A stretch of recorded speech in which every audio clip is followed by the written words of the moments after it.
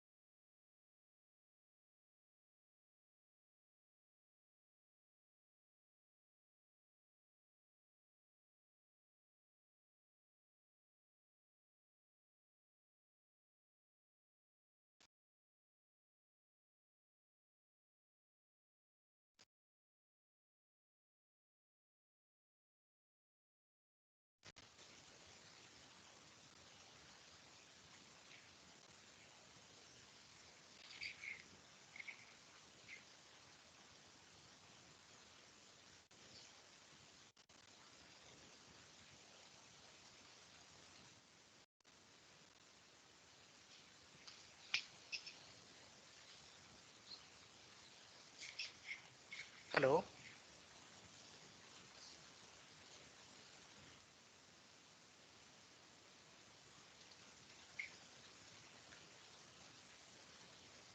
Hello. Yes, sir. Yeah, good morning to you all. Good morning, sir. Good morning, sir. Good morning. So first of all, it is very sad you people are joining very late. So next class onward, I'm going to take the attendance at 9:10, and I'm going to upload the same thing. So at 9:05, I could hardly see only 5 or 6 people. So is this a class or something else? So every day there are not less than 10 people. For every class, not less than 10 students are absent. So even if you're absent for online class, I don't think so you're worth. Okay, so if you are not interested, please declare I'm not interested. And I'm going to report same thing to the Dean Academic. So the people are not even attending the online classes.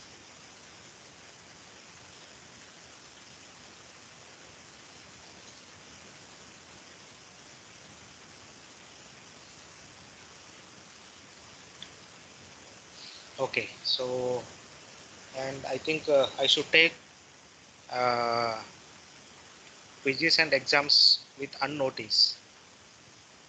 So that is the better way.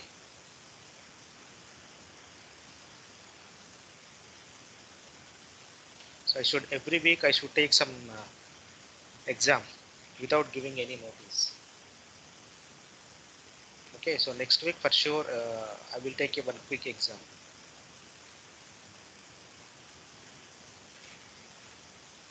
So okay, so in the last class we were discussing about soil exploration or site investigation. So therein we did discuss about standard penetration test, and we also try to introduce about CPT, that is cone penetration test. We had a little understanding about it, how it works. So this is the schematic of this cone penetration. So this is animation of how cone penetration test is operated in the field. So it is driven to a depth of 80 millimeter in 2 stages. So consequently, the measurements in the form of a cone resistance and friction resistance are measured.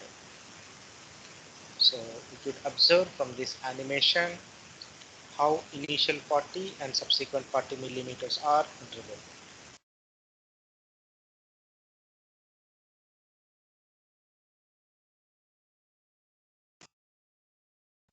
Of in situ test, there are several, and the cone penetration test is always truck mounted. So, but static cone penetration test is truck mounted, not the dynamic cone penetration test. So, if you look at carefully the cone, so this is the schematic of a cone. You can see bottommost tip is cone with an acute angle of 60 degree, and there is another important component of the cone is called as a friction sleeve. So, in between, either within the cone or within the sleeve friction, we can embed different kinds of the equipment. For example, here we can see pore pressure transducer is embedded between the friction sleeve and cone. While if you look at the left side diagram, an inclinometer is embedded above the friction sleeve. So these are the different sensors which are embedded to measure different parameters. So this is the cone which is attached to the truck. Sir, the Now shared document is not visible. document is not visible. Yes, sir, it's now visible. Okay. Okay. Now, when you conduct any cone penetration test, there are two parameters primarily are measured. One is the cone or the tip resistance, that is QC. The another important parameter is friction sleeve.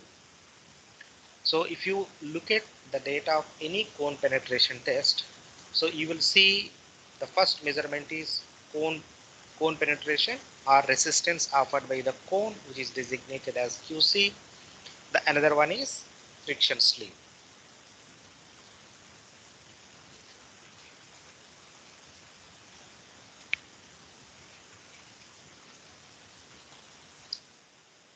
So this is the realistic picture of a cone penetrometer, static cone penetrometer. You can see there are two different parameters. So that is cone resistance QC or tip resistance QT and sleeve friction. So these measurements are further interpreted to identify what kind of the soil that you are dealing with. One particular thing about cone penetration here, the SAPT is the cross-sectional area of the cone penetrometer is 10 square centimeter. And as a result of the CPT, we try to calculate a factor called as a friction ratio, which is designated as Fs by Qc multiplied by 100. So Fs is the frictional resistance measured by the sleeve, and Qc is resistance measured by the tip. So this friction ratio value lies between 0 to 10%. So depending upon the value of the friction ratio, if it is 0, so then that particular soil is designated as a granular soil, and if it is 10%, then that particular soil is called as a cohesive soil. So this is how the data of CPT is interpreted. So these are different calculations or the ratios. So cone penetration resistance, small QC is equal to total force or the load divided by the area of the cone. Similarly, the local side friction FC is the total load measured by the side friction divided by the area of the sleeve. So area of the sleeve, area of the cone. Load divided by the cross-sectional area. So what you get is tip resistance in the form of a stress. Then based on the QC and FC, another parameter is defined, that is called as the friction ratio, RF, expressed as FC by QC. So these are the responses that were obtained from the static cone penetrometer. So as a function of the depth. So these are called as a profiles of the tip resistance, profile of friction ratio, profile of the sleeve friction, and profile of the pore pressure. You can see all four are distinct and different. So you can also notice from this graph, tip resistance varies as you go deeper and deeper into the soil sample. So at a particular depth, the tip resistance is increasing, while at majority of the depth, it is almost constant. So this variation indicates the soil type primarily. While this is a frictional ratio, here also you can see a variation in the frictional ratio, then sleeve friction, then pore pressure. So this data is interpreted for several purposes, which one of the primary purposes is to identify what type of the soil that you are dealing with.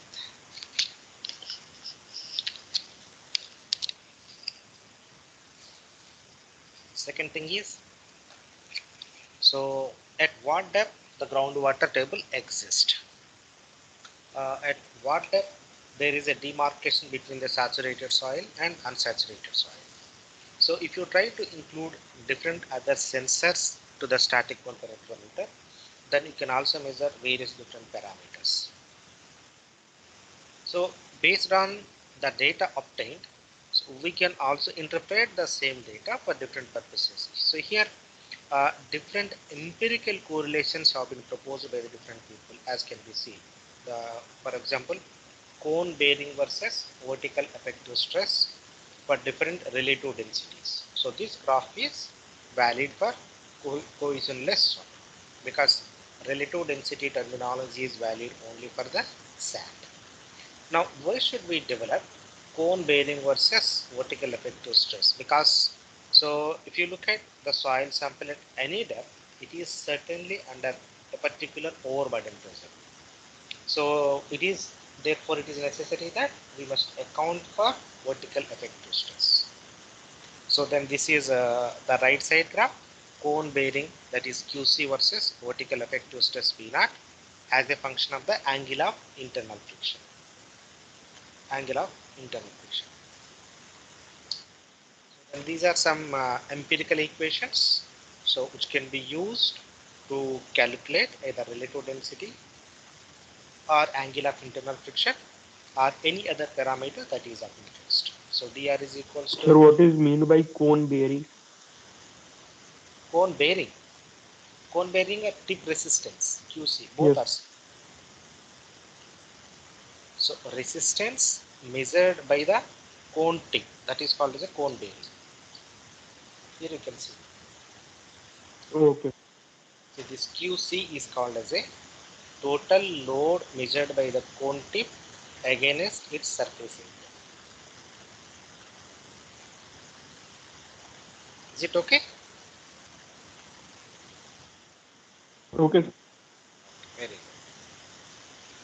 So the above equation and below equation. So above equation doesn't account for a parameter called as a over consolidation ratio, while below equation is specifically developed considering the over consolidation ratio. So in a sense, the above equation could be valid for cohesionless soil and the below equation might be valid for the cohesion soil because the parameter OCR is valid typically for the cohesive soil. And these are other different empirical correlations which have been proposed for QC versus angle of internal friction. So this is pi dash is angle of internal friction and QC is cone bearing resistance. So based on experimental results are based on the soil type for a particular soil type. So example, ML type of the soil, that is silty clay, or SPSM. So this is poorly graded or well graded sand. So there is other equations also which have been developed for horizontal effective stress. For example, if you look at above two equations, so these correlations against sigma naught dash, which is vertical effective overburden pressure. But if you look at the bottom equation, so this is developed for calculating the horizontal effective stress, that is sigma h dash. So this is one of the very important equation which is correlating undrained shear strength of clay with the cone bearing resistance. Cu is equals to Qc minus sigma V naught by Nk, where Nk is called as a bearing capacity factor or cone factor, which is again the function of the soil type.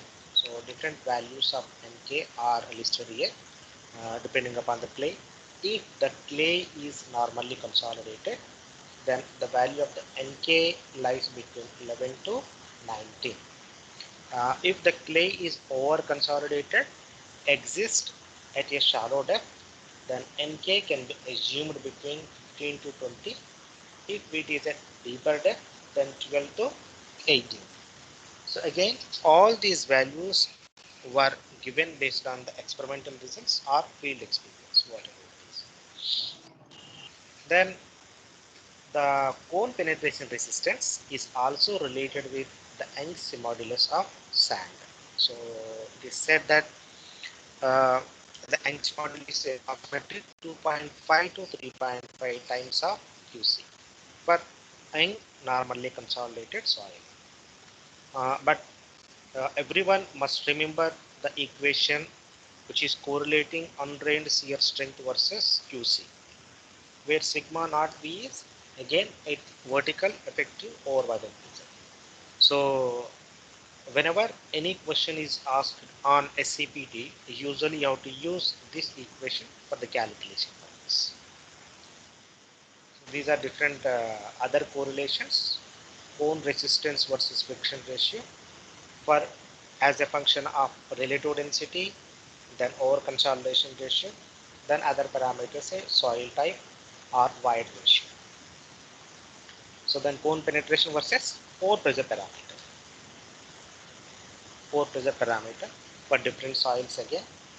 So over consolidated soil or soil type or void ratio, so on and so forth. So here one of the fundamental use of these graphs is to identify the soil type. As you can see here, so different numerals designate different soil types. One, sensitive fine grained soil. Two, organic material, 3 clay, 4 silty clay to clay, 5 clayey silt to silty clay. Meaning thereby, so if I measure the cone resistance and the friction ratio, I can able to classify what type of the soil I am dealing with. Okay, the depth is immaterial because at any particular depth we will get the cone resistance and we will get the value of the friction ratio. So when you try to superimpose these two values on this graph, wherever it is lying, so that particular graph will indicate that, so that is the particular soil type you are dealing with.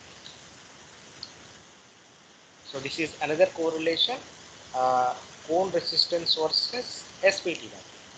So this is the vertical axis is cone bearing, that is QC divided by N60 versus the particle size, mean particle size, that is D50. So as we can see, as the particle size is increasing, so there is an increase in resistance for cone or SPT. So, but we can see a lot of scatter in the data, but anyhow, so it gives a fundamental understanding about, one thing is that as the main particle size increases, so there is increase in cone bearing resistance or SPT value. So these are also another correlations, standard penetration resistance versus angle of shearing resistance. So this is how these graphs are used. Suppose if you know the standard penetration resistance N value, that is number of blows for penetration of a 1 feet or 300 millimeter depth, so then we can determine the angle of internal friction. This is static cone penetration value versus the angle of shearing resistance. So that's what all about the static cone penetration test. So in addition to the static cone penetrometer, so there is another test that is called as a dynamic cone penetration test. So this is standardized by IS 4968 part 1, so 1968. So method for subsurface sound for soil part 1, dynamic method using 50 mm cone without bentonite. So this is, so if you refer to this code, you can get the complete details about how to conduct the dynamic cone penetration test and using what kind of the cone. So this is the schematic of a dynamic cone penetrometer. So at the tip of the device there is a cone, acute angle of again 60 degree. So this is called as a cone adapter. So this cone without threads, this is embedded into the cone adapter. So after embedment, and this cone adapter is again engaged with the mantle rod for driving into the soils. So this is the complete cross section of the dynamic cone. So with geometry. So this is the typical setup which is used for conducting the DCPT test. As I told, the DCPT test resembles that of SPT. So in both the cases we use hammer as shown here. This is the hammer with a free fall of certain height. So in case of SPT, it was around same 65 kilogram hammer for 750 millimeter free fall. So the hammer weight as well as the free fall height, both are remain same in SPT and DCPT. However, what is the difference between these two? In case of SPT, either shell by tube or split cone sampler is used for soil collection, while in case of the DCPT, so the cone is attached at the bottom of the rod. So here the cone is pushed into the soil sample. In the SPT, the sample tube is pushed into the soil sample. So which otherwise, so both the way both the test conducted is remain same. So these are the pictures showing how DCPT test is conducted. So once a DCPT test is conducted, so there is an index called as a penetration index, PI. DCP penetration index is measured, so which is defined as delta dP by delta BC. So how much is the bearing resistance versus penetration? So delta dP is nothing but penetration. How much is the penetration depth and how much is the number of blow counts required for that particular penetration?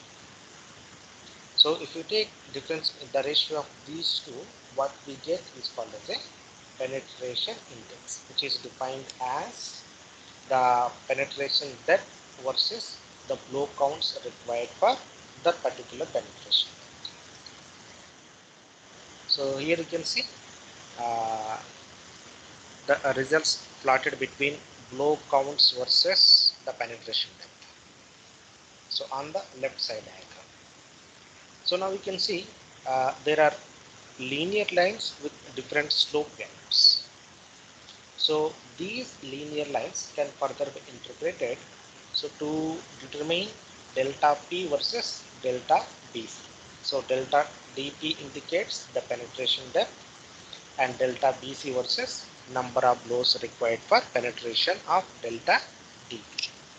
Now it can be understood that so the each variation in linear line might be designating variation in the soil profile.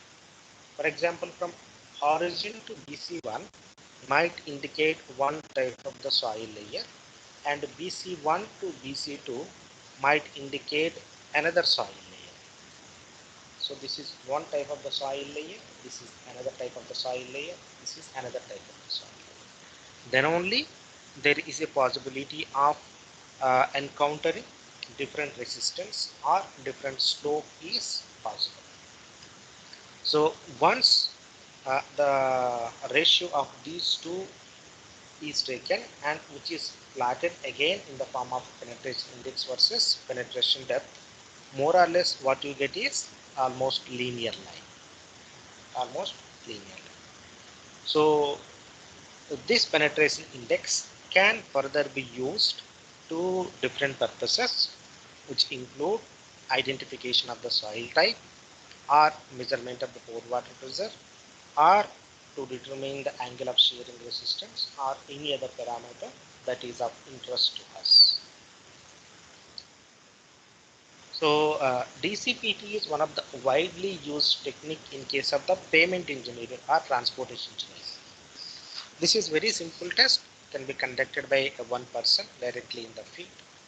So that since its application is wide in transportation of the pavement engineering, most of its correlations can be seen as a function of the CBR value. As you can see, a lot of empirical correlations were proposed between CBR versus the penetration index. So some developed based on the laboratory data and a few other developed based on the field data. So suppose if you look at carefully, or if you try to distinguish between SPT, SCPT and DCPT, their application is altogether different. For example, if your wish is to collect the soil sample, then you must go for the SPT test. And if your wish is not to collect the soil sample, however, your interest is to identify the soil type in a non-destructive way, then you must adopt either CPT or DCPT or SCPT, any one type. But DCPT is predominantly used on the surface, okay, although it is used for the different depths, but SCPT is widely used for different deeper depths. So the correlations between DCPT value, that is penetration index, versus the density of the soil, or the correlations between SPT with DCPT. So there are several variety of correlations available. If you refer to any foundation engineering book, or if you simply Google it out, you will get a numerous correlations.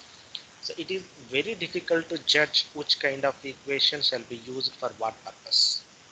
Okay, so you have to clearly understand the validity of the each and every empirical equation, then go for its usage, which otherwise don't try to venture into simply using any kind of equation available in the literature. There is another in situ technique that is called as a pressure meter technique. Now let us try to understand what we were discussing. Very earlier we were discussing about the SPT. So in the SPT we were collecting the soil sample. Suppose without collecting the soil sample, if you want to know the soil properties, then we should go for the CPT, that is cone penetration test, which includes a CPT or DCPT. Now suppose if I want to measure the strength of an in situ soil sample at different depth, then what should I do?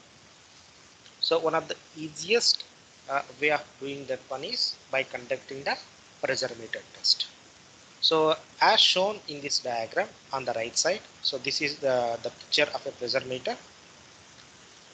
This is a cylindrical probe.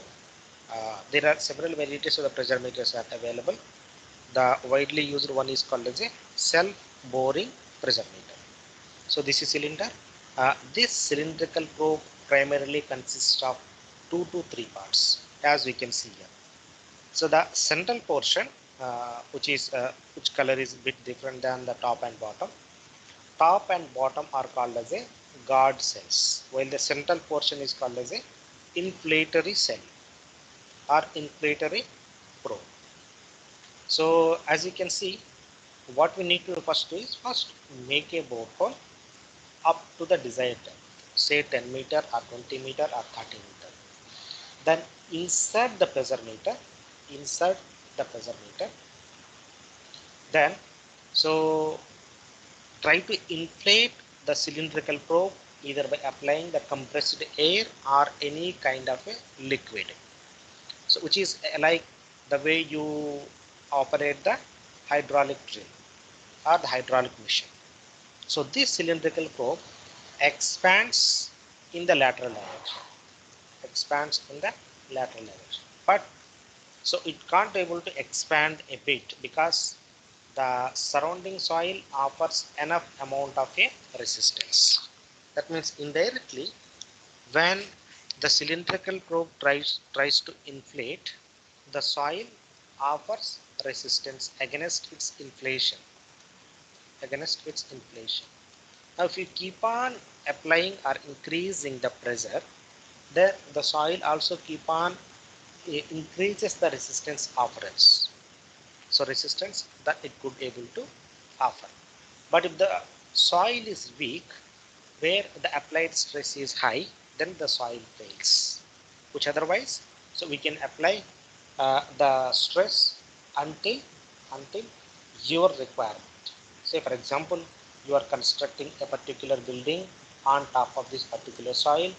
If you know how much is the stress distribution at that particular depth, then you can keep on increasing the stress using the pressure meter until you are achieving the stress level to be imposed at that particular depth. So the pressure meter test is this is simple test, but high precautions are required. Now there are also two another components, that those are the guard cells. Suppose when this cylindrical probe is inflating in the lateral direction, so the inflation in the vertical direction is prevented by these guard cells at the top and at the bottom. So thereby these guard cells allow inflation only in the lateral direction, all surrounding the borehole, because the pressure meter test is conducted typically in the borehole. And as you can see, the length of the pressure meter is definite, maybe in a couple of centimeters. So therefore, this test can be conducted at different depths, maybe with an interval of 1 meter or 1.5 meter or 2 meter, or typically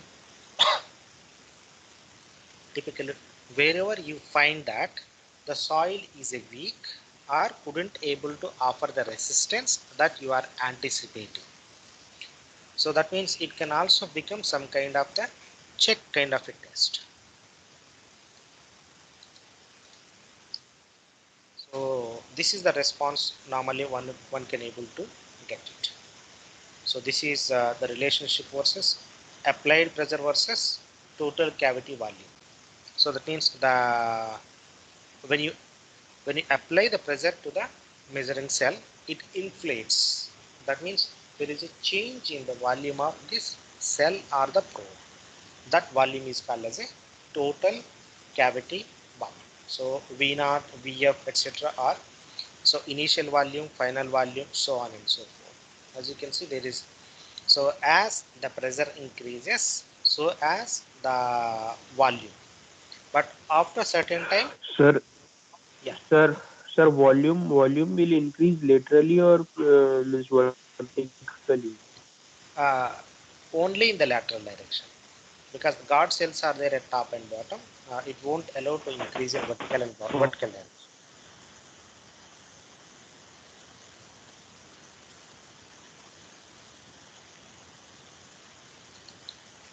Okay, so volume increases only in the lateral direction, not in vertical direction, because our intention is to measure the resistance offered by the soil. Okay, so depending upon the kind of a curve that we normally obtain, so it can be divided into different zones: zone 1, zone 2, zone 3. So zone 1 represents the reloading portion, during which the soil around the borehole is pushed back into the initial state, meaning thereby when you make a borehole, since you are removing the overburden pressure at that particular depth, there could be some kind of uh, cave in of the soil sample into the borehole. So when you apply initial pressure through this measuring cell, so this compensates that particular volume change. That's what is the meaning of zone 1. So once it is compensated, the further increase in stress represents that of stress or resistance offered by the in situ soil. That is zone 2. Now if you keep on apply the pressure, then the soil fades. So that is called as a plastic zone. So you can see zone 2 more or less it is linear in nature, indicating that the elastic behavior of the soils, while zone 3 non-linear followed by the saturation, indicating the plastic behavior of the soils.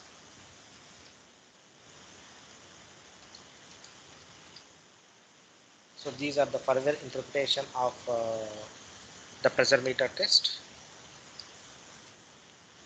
So this is, Sir, yeah, sir, can you explain zone 1 and zone 2 again? okay. See, for example, you initially made a borehole into the soil sample. But suppose, for example, if you take a, say, at a depth of 10 meter, at a depth of 10 meter.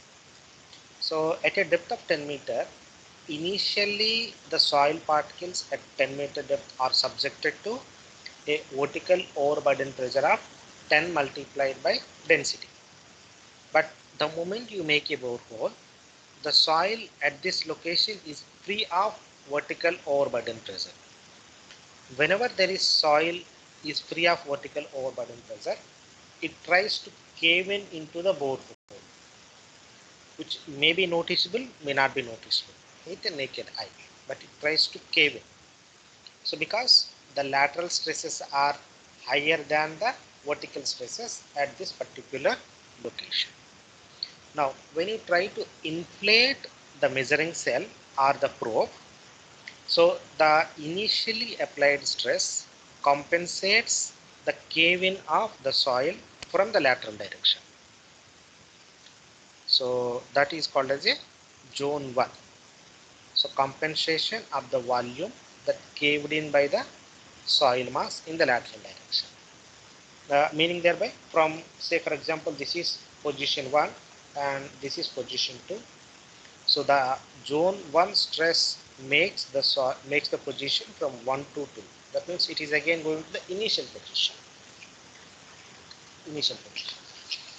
Okay, so from the position 2 onward, we try to get the realistic behavior of the soil sample. That is the realistic resistance offered by the soil sample. That is zone 2. And suppose if you keep on further applying the stress, where that amount of stress is more than the bearing capacity of the soil, then the soil fails. That is called as a plastic zone. So that is typically represented by zone 3. Okay, so zone 1 is compensation for volume change because of removal of the overburden pressure. Zone 2 is the original resistance offered by the soil in the lateral direction. Zone 3 is so the applied pressure exceeding the bearing capacity of the soil sample.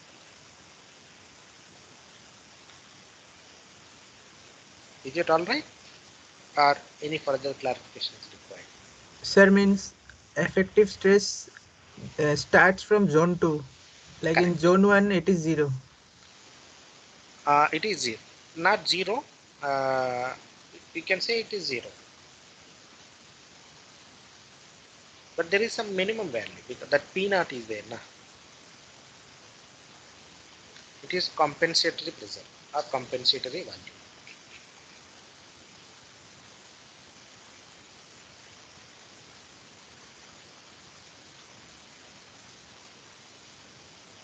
Sir, this P is load, right? Yes, P is the pressure applied. So in zone 1, effective stress is 0. There is nothing called as an effective stress. See, for example, if you make a borehole, okay, say 10 meter, could you see some kind of expansion of the soil because of the lateral stress? Do you understand the vertical stress and lateral stress?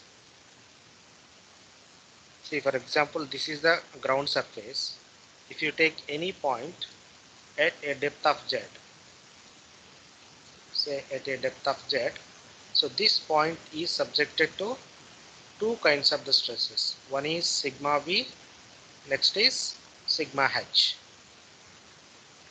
Okay, so suppose if you make a borehole, what you are doing? You are making sigma h as 0, but sigma v as 0, and sigma h is remained as it is. Sir, So but when, sigma H is related to sigma V. No? yeah, that is true, but sigma h can exist without sigma v also, na?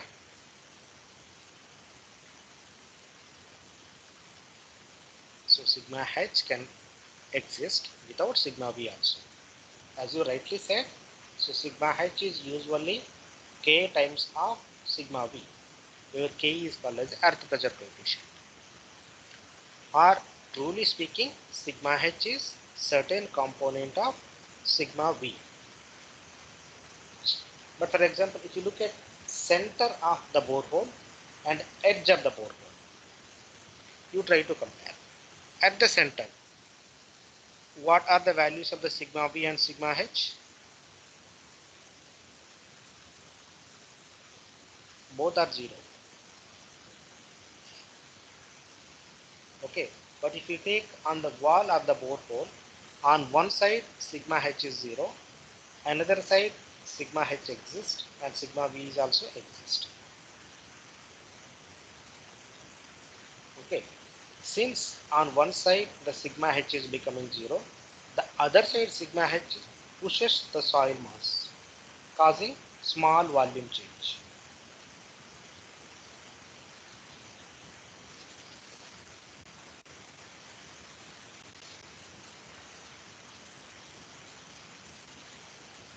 This is all right. Little bit, sir. Okay. See, for example, sagging. See, for example, you might have heard of your sagging, an electric wire sagging. We just try to understand.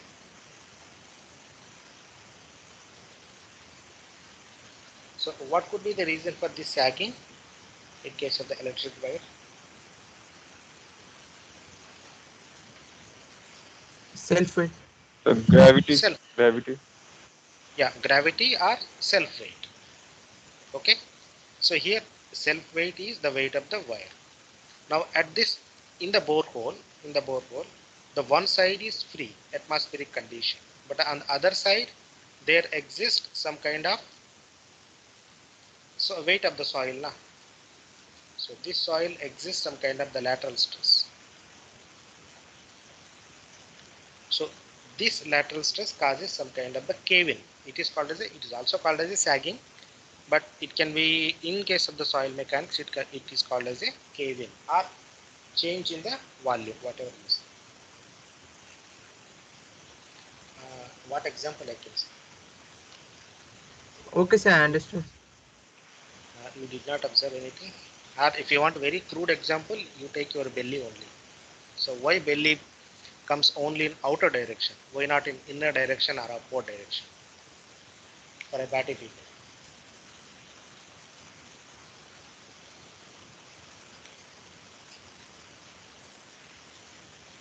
Okay, so when you apply the pressure of zone 1, so that zone 1 pressure compensates this change in volume.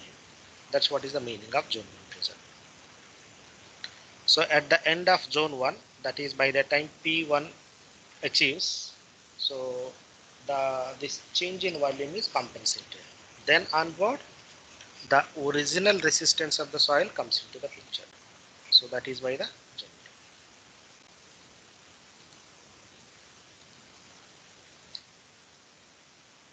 Now anyhow, so once you understood the entire soil exploration program, the entire soil exploration is typically represented in the form of a boring log or borehole profile.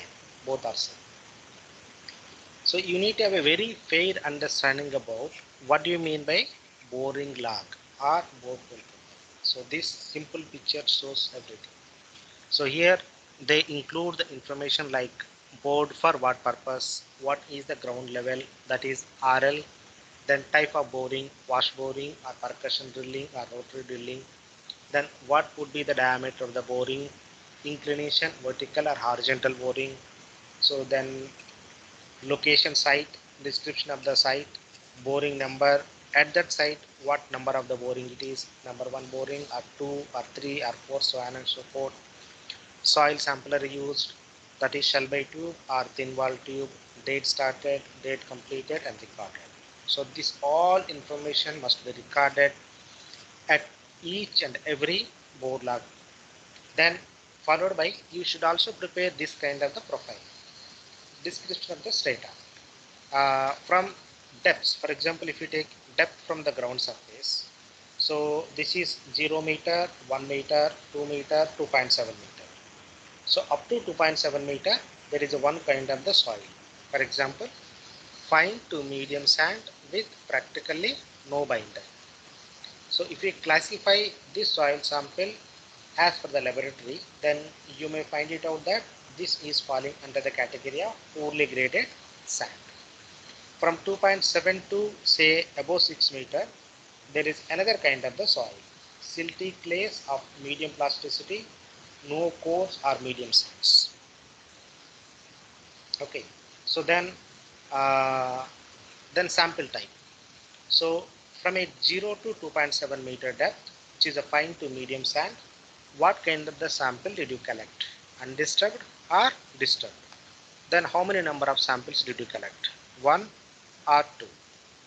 So one undisturbed sample in fine to medium sand, another undisturbed sample in silty clays of medium plasticity. Then depth and thickness of the sample. So this is information about that particular sample. Then groundwater level.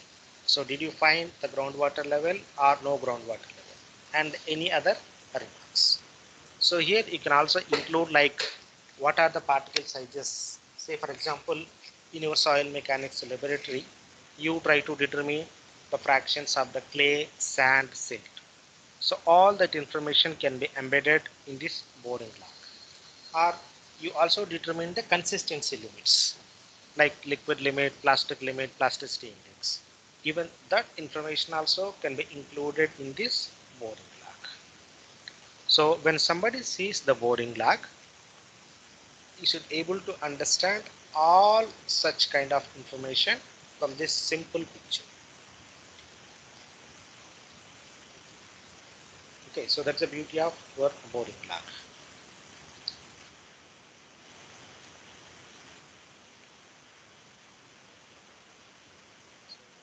Yeah.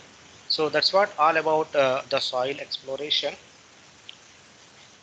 So let us try to understand the same thing by taking some examples. So I request you all to take pen and paper and calculator to solve or understand some problems. So just note down. So this is example 1.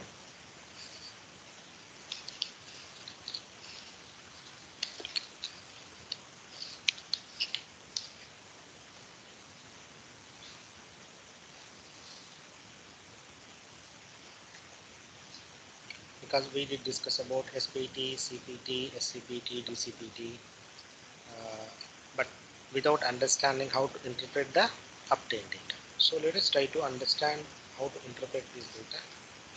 So in real life scenario.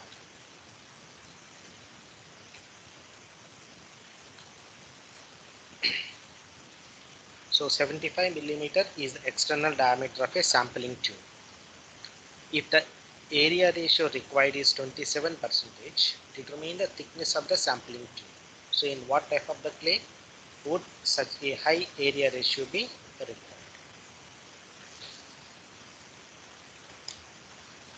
So take a pen and paper and try to calculate.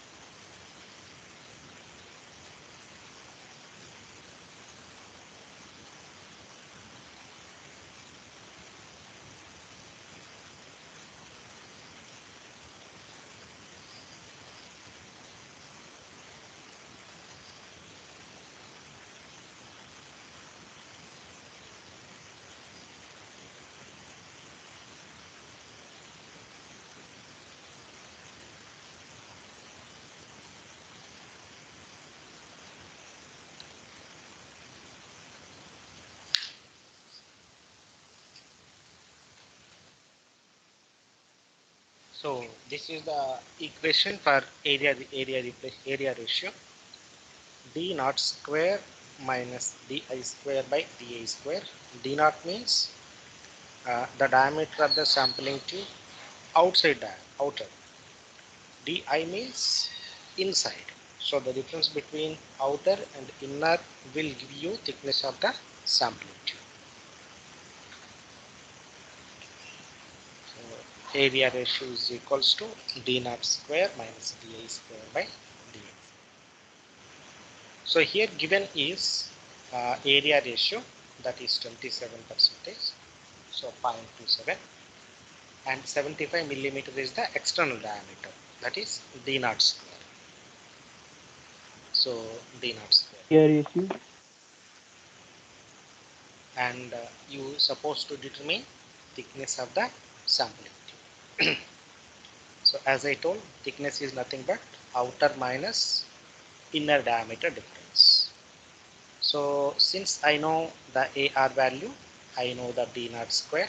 So substitute into this equation and solve for DI. So DI is 66.552 millimeter. So outer diameter is 75 Sir, what is millimeter. area ratio? area ratio. So this equation itself Yes. is area. This equation itself is area ratio. Area ratio is defined as difference in diameter of the sampling tube by the initial diameter. Rather, instead of simply knowing the area ratio, we use area ratio for identification of the sample, either it is a disturbed or undisturbed.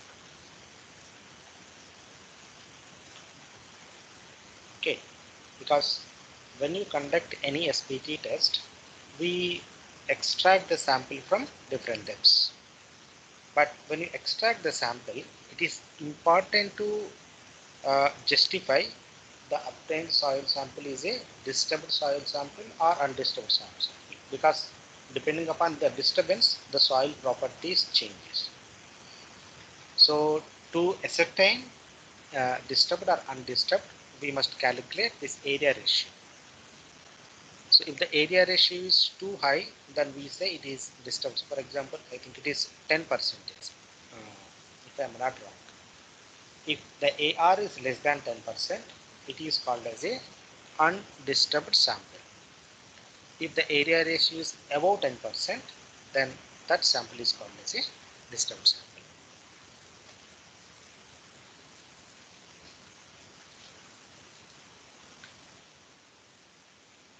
You got the answer now? Yes, sir. If somebody is asking how to define the area ratio, you should simply write this equation. So D- how how we can get distance? Pardon me, your voice is cutting. I couldn't able to your question. Your voice is breaking.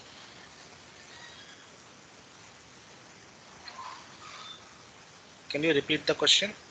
How we get this, sir, from the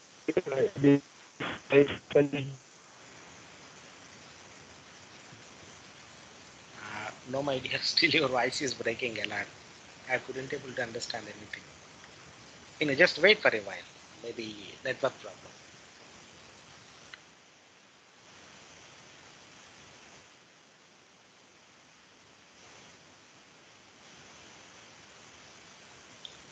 So this is the wall thickness.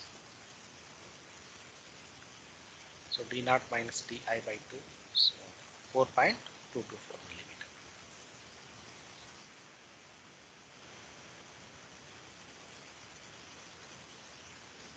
So here also a statement has been given. So when samples are to be taken in very stiff to hard clay soils mixed with stones, sampling tube with high area ratio are required.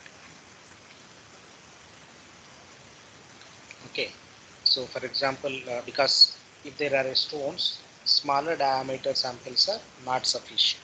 So you need to go for bigger inside diameter sampling tubes.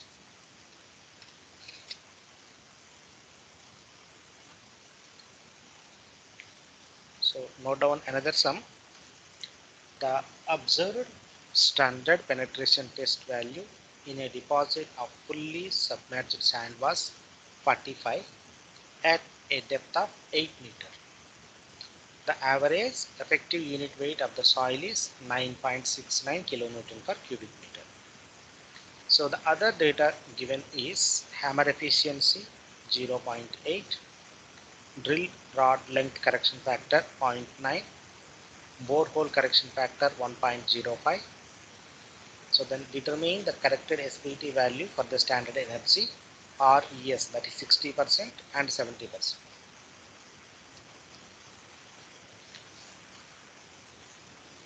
So in the last class we were discussing about SPT correction equation. So can anybody tell me what is the equation for N60?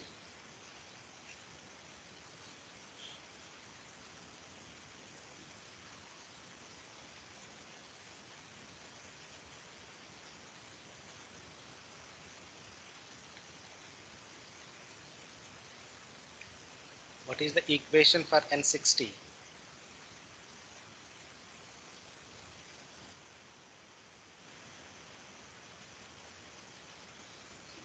The N160 equals to NH, NB, NS, NR divided by 60 into N. Yeah, correct. So N60 is equals to different correction factors multiplied by uncorrected N value. Okay, so now the efficiency values of everything has been given. So simply substitute in that equation and get the value of N60.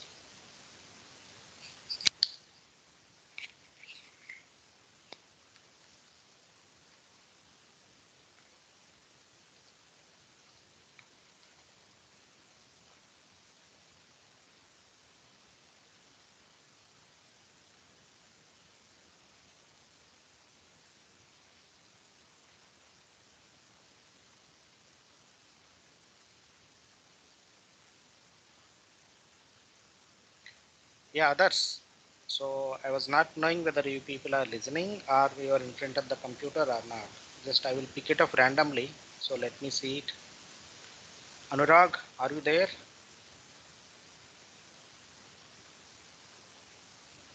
Yes, sir, I'm. So can you please tell the answer? Sir, can you repeat? So that means you are not listening to anything. No, sir. I will. Dasari Jagadish. Sir, Yeah. sir, you told to find that yes, you told to find that N60 value, and you are given some values for the data you are given. So actually, I did not put the values, sir. The screen is not visible, so I did not calculate it. It's not visible.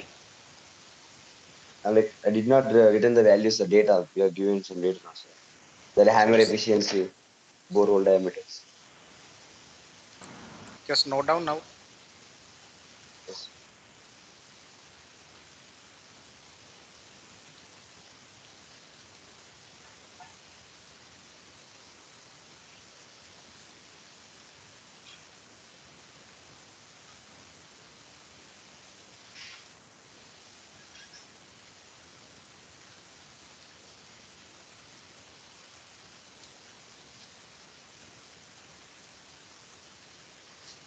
Yes, sir. Okay. So try to calculate and give the answer. Himanshu Meena. Yes, sir. I'm So can you please tell the equation?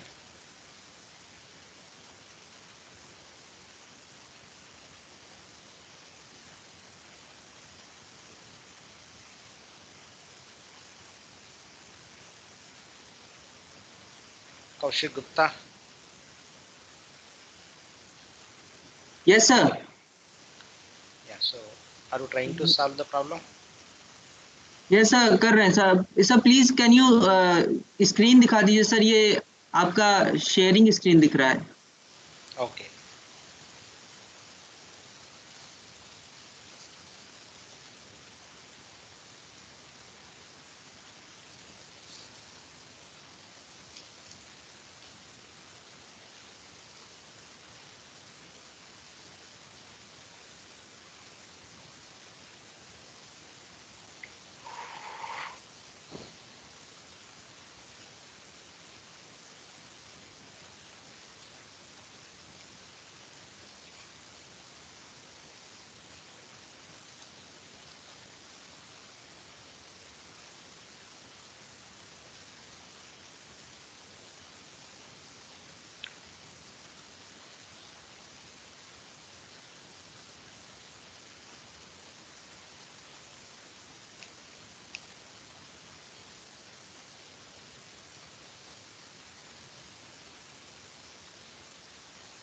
Rohit Gaikwad.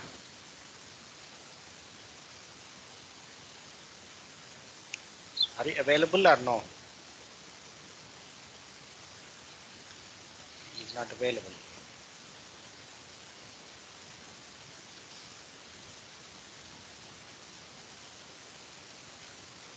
Vemula Maunika.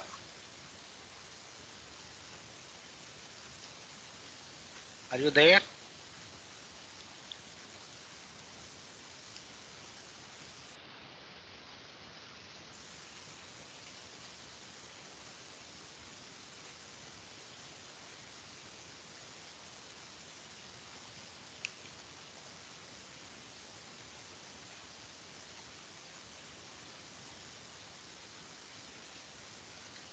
Mayan Yadav.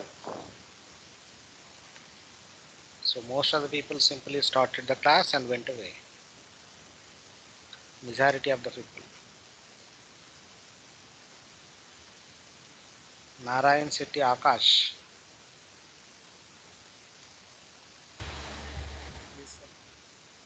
Are you there? Yeah. Do you please tell the answer? Or you still want the question?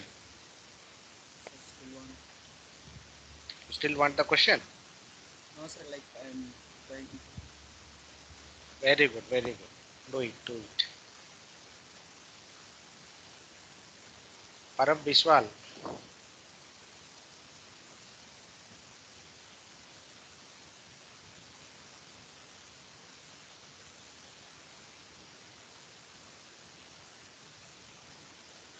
It's not available.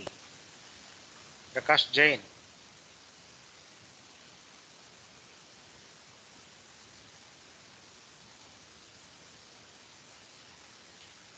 Not available. Tanjeeb Ahmad. Yes, sir. Yeah. Could you please tell the answer? Sir, I didn't attend the last class, sir, so I don't know how to do this. We did not attend the last class. Sir, the timetable issues has last moment sometimes I didn't see that there is a class there. So, So that means you are completely out. You are not even checking your emails. Oh my goodness. Shivam Kumar.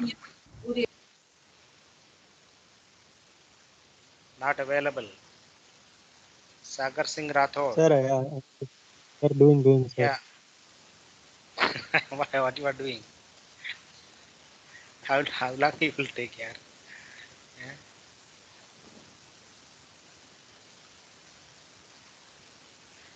Sagar Singh Rathod. Not available. Yes, sir. You are available. Great, great. Yes, sir. So could you please tell the answer? Sir, I'm doing, sir. Oh, you are still doing it. Great. Very good, very good. Keep doing, keep doing. Rajafid Muhammad. Yes, sir. Sir, I'm not able to do it. I could Why? not join the last class, sir. And today also I was able to join very late. Sir, I have facing connectivity issue. If you could see the last class messages, I had even texted you there. Yeah, I saw. That's why I called you. Okay, but Sir, there is. today again it's like showing me network problem. Just now for around 10 minutes I lost connection. Okay, but try to cope up. Yes, sir. P. Ravikant. Why Parab Biswal is on hold?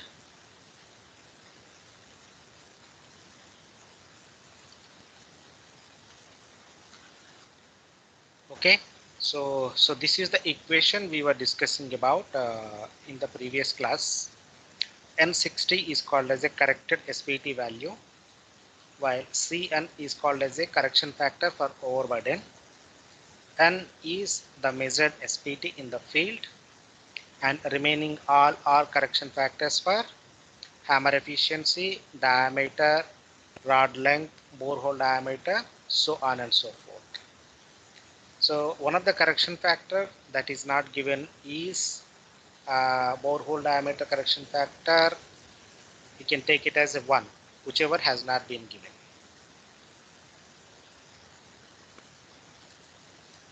Okay. Sir, So sampler correction is not given. yeah, so you can take that value as a 1. Now regarding the overburden correction factor, different people have given different empirical equations. So you can use any one equation depending upon the way you remember. So here I have taken the overburden equation, that is correction factor for overburden Cm is 95.76 by P naught square whole power R. So where P naught is initial effective overburden pressure, meaning thereby here you are asked to calculate the corrected SPT value at a depth of 8 meter. So therefore you need to calculate initial effective overburden pressure at a depth of 8 meter. So 8 multiplied by the average effective unit weight of the soil, 9.69. So why 9.69?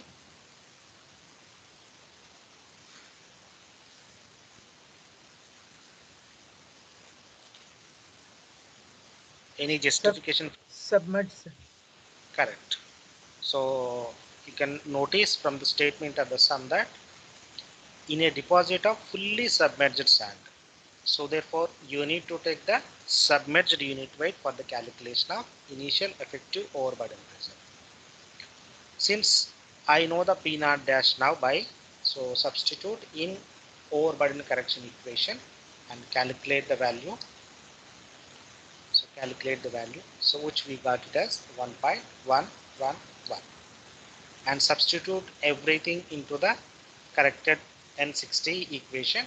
N60 is equals to overburden correction 1.111 multiplied by the initial when value recorded is 45, then 0.8, that is correction factor, another correction factor 0.9 and 1.05. So the final computed value is 38. Okay, so the meaning of this one is that though the initial SPT Sir, we have value, to divide by 0.6 also, no sir? no, that is not required. Although it is shown in the equation, that is for the specific purpose, not required.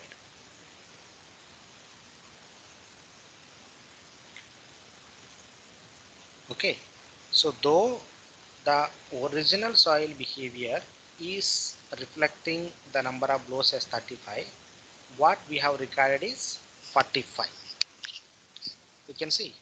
Now, when you keep on solving this kind of a problems, two things you can notice. Sometimes the SPT corrected is lesser than the recorded one and vice versa. So you need to understand why it is higher or lower. So that's what, so that depends upon the soil type.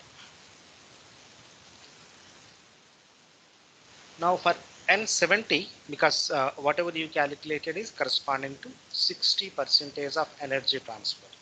But suppose if you want to calculate for 70% standard energy, then we can simply take the proportionality, that is 38 multiplied by 0.6 by 0.7. So what we get is 32. So if you determine for 70% of energy transfer, it is 32. And if you try to determine it for 60% energy transfer, it is 38.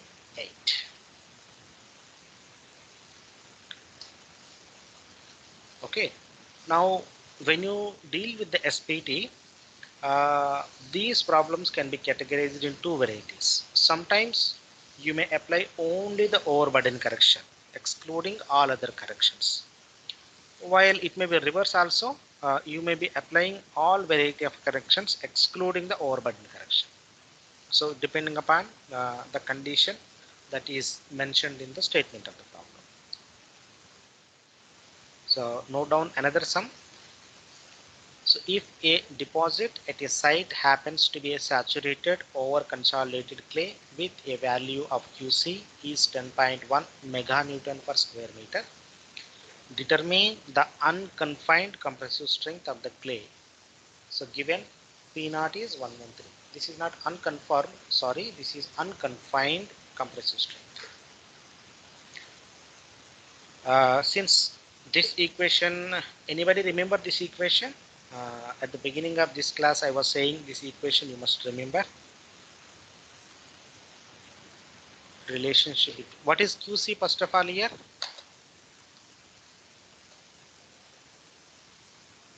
Cone resistance. Very good. So QC is nothing but cone resistance. So cone resistance is measured in saturated or consolidated clay. Okay, the relationship, anybody remember? Okay, so let me give it. So this is the equation. Cu is equals to QC minus P naught by Nk, where QC is called as a cone resistance. Cu is undrained or unconfined compressive strength.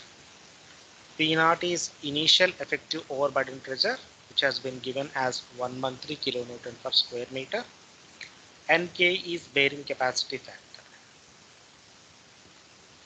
So now, if you recall the values of the bearing capacity factor value, so which we were discussing at the beginning of this class, Nk is different for normally consolidated soil and Nk is different for over consolidated soil.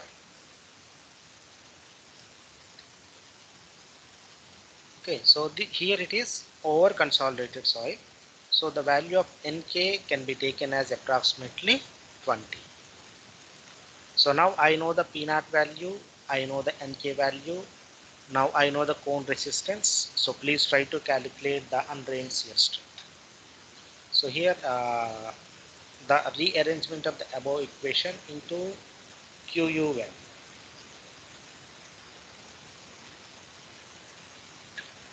So can anybody tell me why the 2 should be multiplied with the QC minus P naught by Nk? Sir, excuse me, sir. Yeah. Sir, from my side, your this is very much lagging, sir. And I'm again and again getting this reconnecting. Sir, can you because I face problems because of this, sir. Can you like give the slides like after every class, sir? Yeah, yeah. Okay, I will give you. No problem. Sure, sir.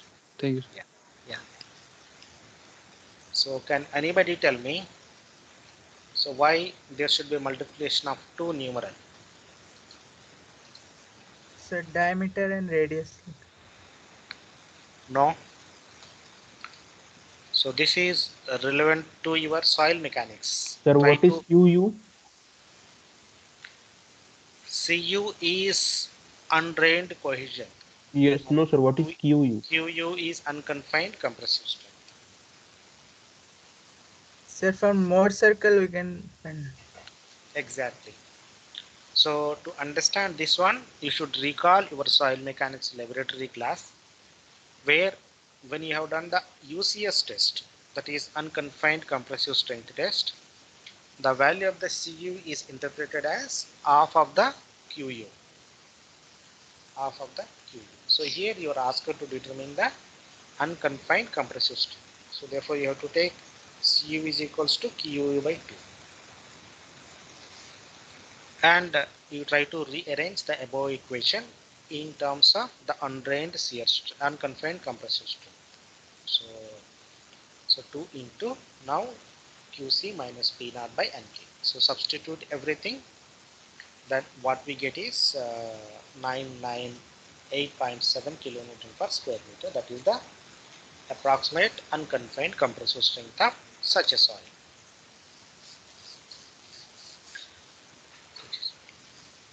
Now, can I ask a question? So this could approximately represent at what depth this unconfined compressive strength?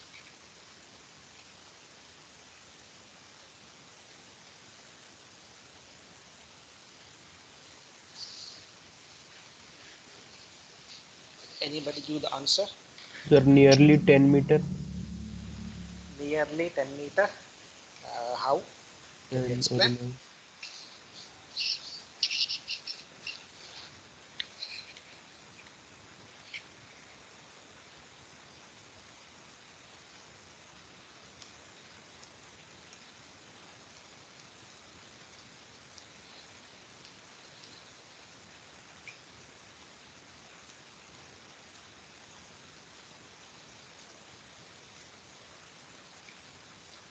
Anybody could explain?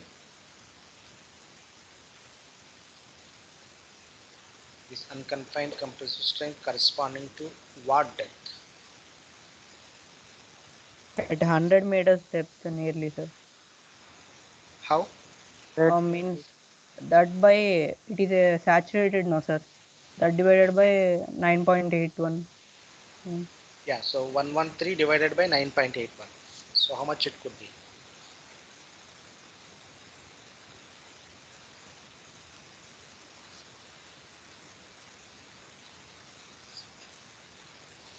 Sir, nearly 12, sir. Nearly 12 meter. Okay, so try to recall the previous. P naught is effective overburden pressure. So depth multiplied by the density.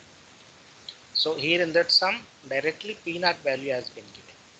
So you need to calculate the depth, because we can approximately assume the strength unit weight of the soil under saturated condition as 9.81.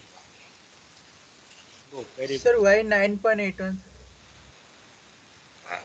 Approximately you can take it. It could be but below 10 always.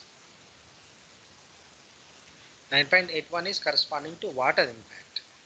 It's not exactly 9.81. And then 9.81 is unit weight of water in terms of the kilonewton per cubic meter.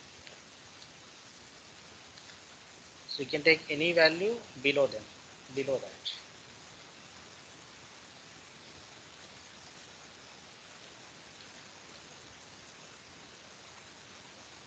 Okay, so here the same thing has been recalculated by assuming that if we neglect the overburden pressure P naught. So what do you mean by the negligence of this overburden pressure? What it indicates?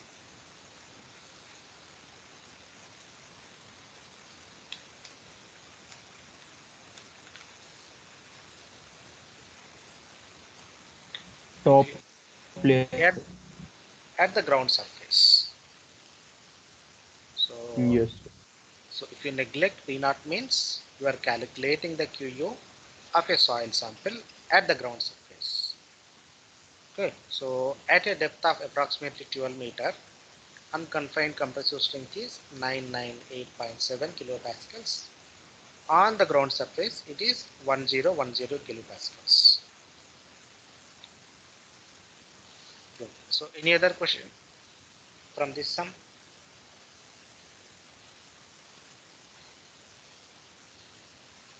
Okay. So note down the another sum. So given that a uniform soil deposit exists at a site for which the effective overburden pressure and values are given below for 4 tests. Determine the corrected N value. Determine the corrected N value.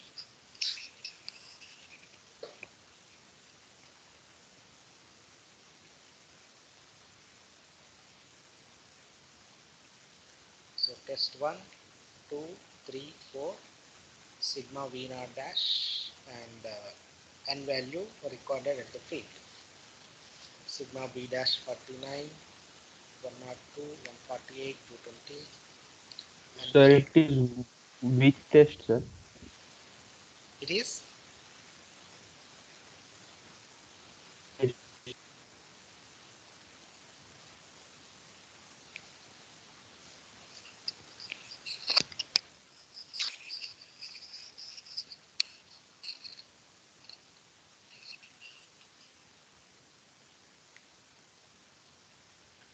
so first, if you look at these results very carefully, the sigma V dash is continuously increasing from test number 1 to test number 4. So it can be inferred that so it is in a single borehole but at different depths. So this should be your first understanding about the given data. So N value may increase or may decrease. It doesn't reflect any kind of the soil profile or whether may belong to single borehole or may not belong to single borehole. but sigma V naught dash always represents at what depth the sample has been or the test has been conducted. So there are some predefined correlations are available, that is effective overburden pressure versus the correction factor, that is Cn. So correction factor for overburden pressure. So this somebody has developed it. So one particular thing you can observe from this graph is the value of correction factor is minimum at 0.4 and maximum at 2. So it cannot exceed 2 or it cannot be below the in fact 0.3, 0.5. So the correction factor is ranging from 0.5 to approximately 2. So suppose if I know the effective vertical overburden pressure and I can able to pick up the value of the Cn. Now let us look at the statement of the sum. Here nothing as mentioned about the different correction factors like hammer efficiency, borehole diameter, so on and so forth. Rather, they have given only the overburden pressure. That means we could apply only the overburden correction factor for this N field value. And using this graph, the value of overburden correction factor as picked up. So it has, for example, for sigma V of 49, what could be the value of Cn? So this is 49, draw an horizontal line and extrapolate onto the x-axis. So here it is approximately 1.3. Next, corresponding to sigma V of 102, so this is 100, so this is 102, you will get approximately 1 or less than 1. So approximately they have taken as 1. Then corresponding to 148, so this is 148, so approximately 0.89. So approximately 0.8. 220. So this is 220. So this is approximately 0.7. So approximately 0.7. So this is how we can able to either calculate the overburden correction factor Cn or pick up from this chart. So both are valid. So the N corrected is nothing but, so N field multiplied by Cn. So 23 multiplied by 1.3 is 30. 31 multiplied by 1 is 31. 33 multiplied by 0.89, 29. 42 multiplied by 0.72, it is 30.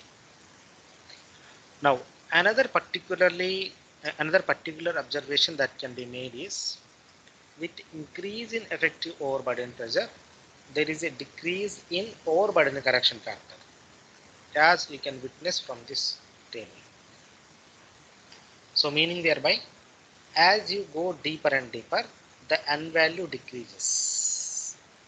As you can see. The corrected value follows a particular profile, but uncorrected value might not be following that particular profile.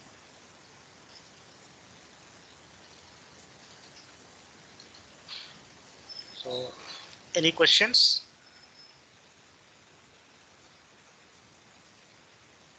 Sir, why we need that corrected value? Why we need to correct these N? Why do we need to correct? I have already explained in the last class, but see, first of all, you are making a borehole. Okay, you are making a borehole. So this is a borehole and this is the ground surface. When you make a borehole, say for example any depth Z.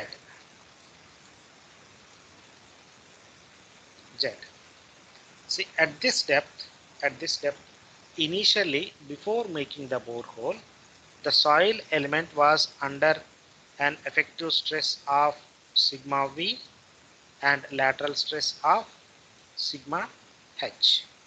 sigma h. But when you make the borehole, you are making sigma v as 0 and sigma h also as a 0. Means, do you expect the behavior of the soil is remained same when sigma v is 0 and sigma v is gamma times of z? Is the behavior of the soil is remained same No. or yes? Since you are changing the boundary conditions in the form of stresses, so that change in condition must be applied in some other form. That form is called as a correction factor.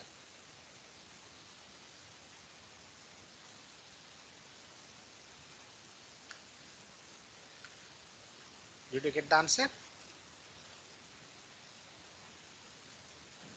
So once again, could you please explain?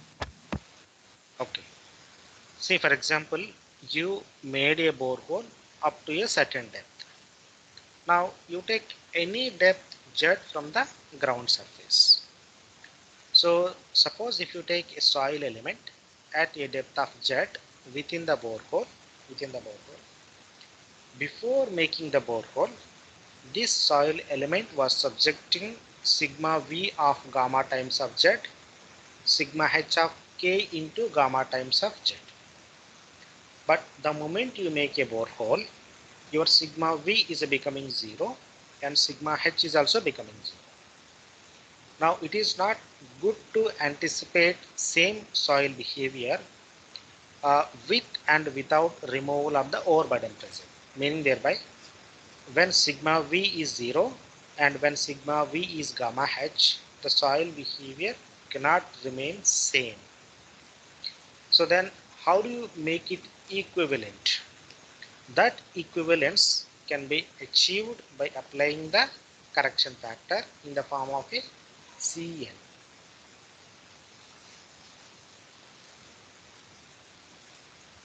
Okay, sir. Okay, very good.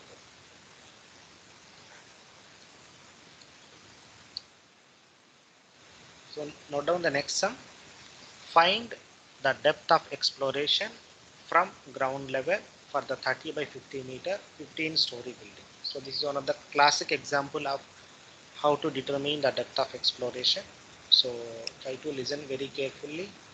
So if you have any questions, keep asking. So first try to note down the sum.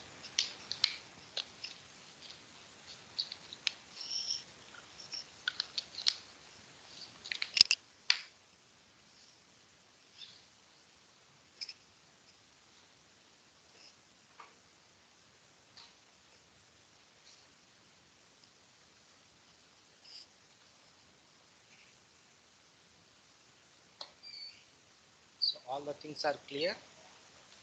So the depth of the footing is at a depth of 5 meter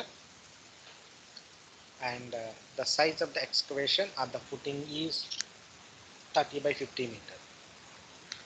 And Q is called as a bearing pressure. So that is coming from this 30 by 50 meter footing, which is equivalent to 200 kilonewton per square meter. And unit weight of the soil is 20 kilonewton per cubic meter. So you are asked to determine what should be the depth of exploration. So width of footing is 30 meter, length of footing is 50 meter.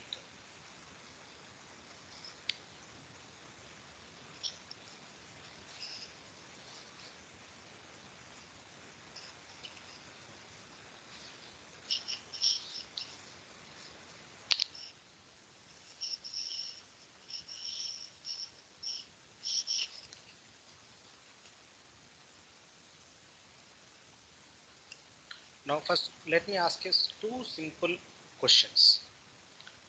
At a depth of 5 meter, can anybody tell me what is P naught dash, effective vertical pressure, and delta P?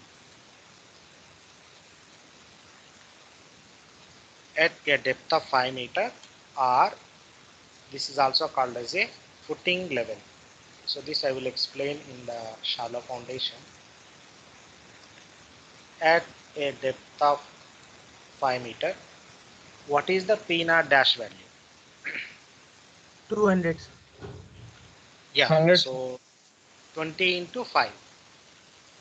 20 into 5. So how much it is? 100. 100. So this is 100 kilopascals. And what is the value of the delta P? 0, sir. Delta P 0, or is it 200? Sir, at sides it will be 0, no, sir. But delta P is not pertinent to sites. Na? Delta P means increase in effective overburden pressure. No, sir, but it will depend where we are taking. Means we are calculating P at a point now, sir. It will depend on point, that point, where that point lies. Okay. As you rightly said, delta P is pertinent to area. So just recall your consolidation theory, how you are calculating the delta P. Delta P is nothing but the load divided by the area. So load divided by area. Now suppose if you look at the 200 kilopascals, this is also a stress, load divided by area. So you can take Q is equivalent to delta P. Q is equivalent to delta P. Okay. Now suppose if I ask you to draw the profile of P naught and delta P. So how they look like? Say I'm taking one center line. So on one side you try to draw the P naught, on another side you try to draw the delta P. What would be their profile variation?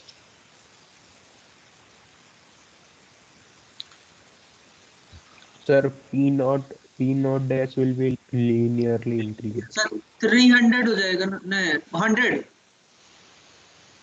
It's okay, but I'm asking the variation. As he rightly told, P naught is continuously increases. Okay, and what about delta P? It will decrease. Yeah, it is the Sir, reverse it of P will naught. decrease. Reverse of P naught. Delta P profile is something like this. Is it all right? So this is P naught and this is delta P. P naught means it is exclusively related to the self weight of the soil, and which is nothing but gamma times of H.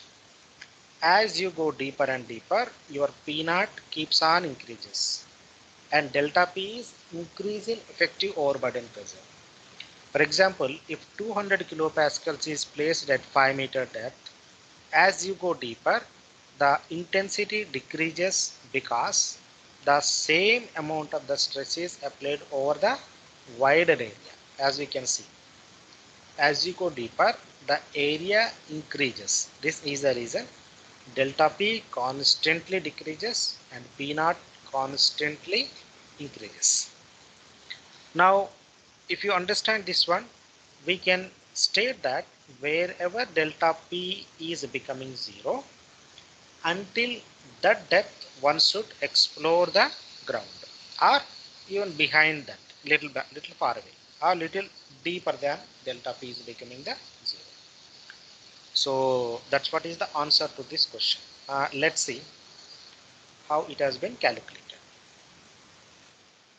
So depth of exploration should reach such a depth where vertical stress increase due to weight of the structure would approximately be equal to the 10% of the initial effective overburden pressure, meaning thereby delta P is equal to P naught dash by 0.1. So this is a principle given by D. Beer. So delta P is P naught dash by 10 times. So until such depth, one should explore. Okay. So this is what I'm also talking about. You can see the variation of the P naught. It is initial effective overburden stress. It is continuously increases from the ground surface. From the ground surface. Now, an increase in overburden pressure equivalent to 200 kilopascals is applied, but at a depth of 5 meter. Try to understand, at a depth of 5 meter. From there onward, there is a distribution of the stress happening with one horizontal to two vertical. One horizontal to two vertical. Now, up to what depth exploration should be confined? Where delta P is becoming 1/10 of P naught dash. 1/10 of P naught dash. So let us try to calculate these in a numerical form. So your delta P is because our unknown factor is D. Now at any depth, if you want to write the equation of delta P, which is stress divided by the area, or load divided by the area. So here a stress of 200 kilopascals has been given. If you want to convert this into load, simply multiply with the area. So that is 30 meter by 50 meter. So 200 multiplied by 30 multiplied by 50, this becomes the load. Now area, so area means area at a depth of say D, at which the delta P is becoming 1/10 of P naught, that is D. So at this depth, so this is the total width. Which is equivalent to this is total width. This is 30 plus D in one direction.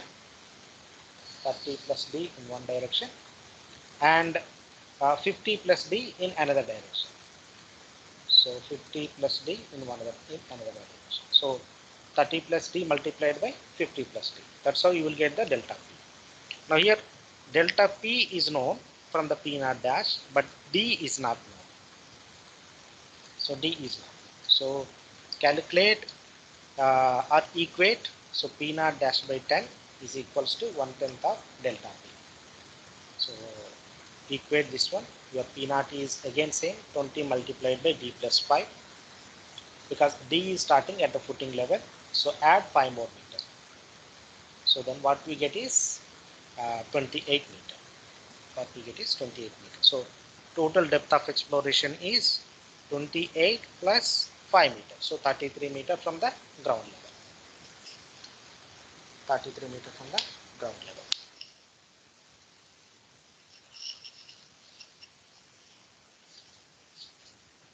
Okay, so this is a very good example. Sir, Yeah. Sir, how did we relate like these the D in the area and the D in the height? Sir, there was that slope condition. The slope is 1:2, na? The slope condition is Sir, 1:2. 1:2. That means if it goes one in downward, D in downward. No. One in horizontal, 2 in vertical. Okay. If it Then on, goes D downward and D by 2 in one side and D by 2 on the other side. Okay. then only this 30 plus D, 50 Yes, plus yes, D is. yes, sir. Suppose if it is 1:1, then I think this will become 2 times of D. Yes. Okay. So I will stop it here. So we will meet next Monday. Sir, please send me the slides. I was not able to see all of this. Yeah, I will send it.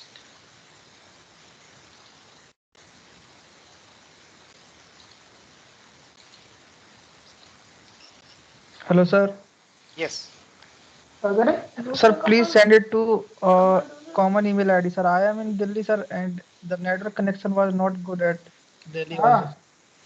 That's why, sir. I'm asking. Uh, common email, yeah, I was sending to common email only. In fact, all the previous 3 lectures I shared to common email only. That btech18.ce.sif@iitbbs.ac.in. Okay, sir.